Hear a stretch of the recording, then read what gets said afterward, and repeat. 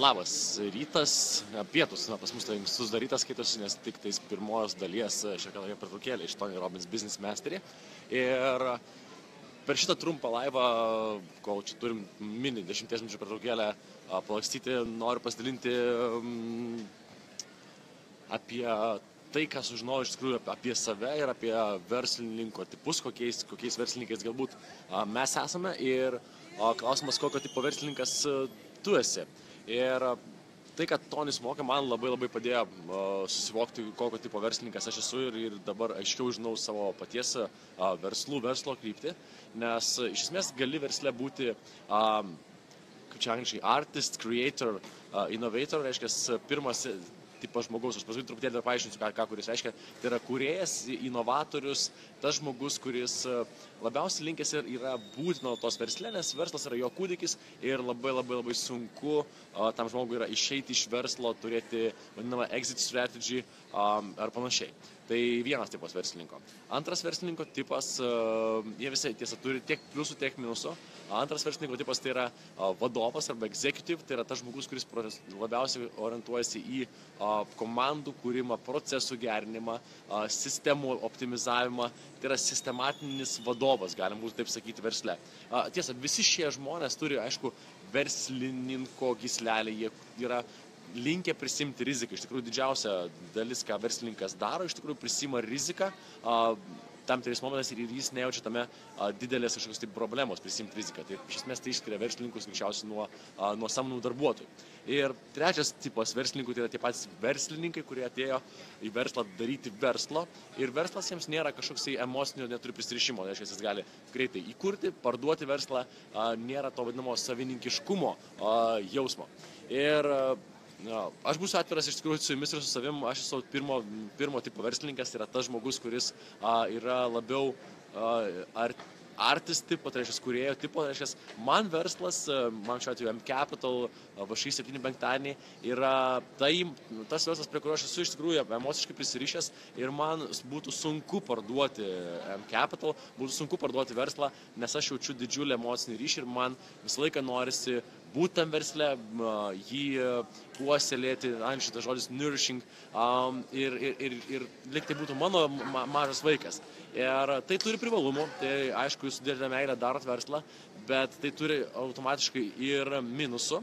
Tai yra labai greitai patenkama prie taško, kada laikas yra samdyti žmonės.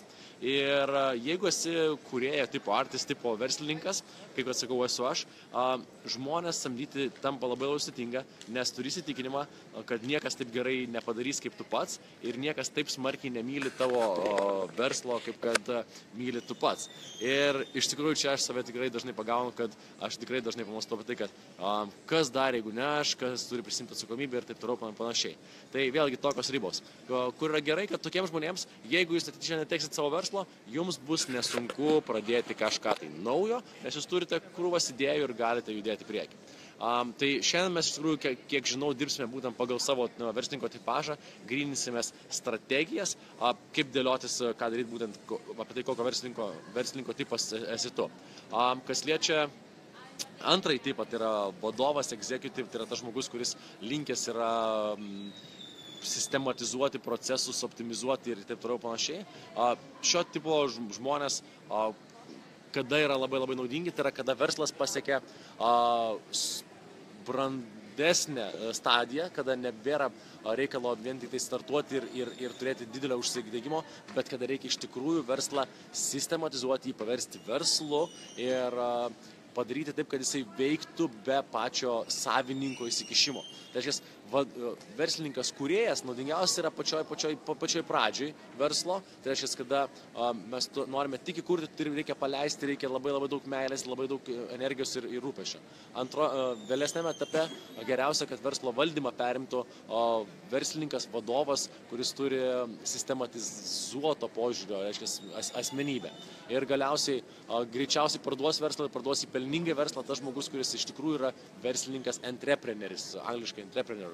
tas terminas, kuris atėjo tiesiog uždirbti pelno, tai yra, aišku, sukurti vertę, bet jo pagrindinis biznis yra nupirkti verslą, jį išauginti iki tam tikro lygmens ir jį parduoti. Kaip sakau, man emocinis prisirišimas egzistuoja milžiniškas ir aš nežinau, ar aš sugebėčiau, nors pamostu apie tai, tikrai parduoti verslą.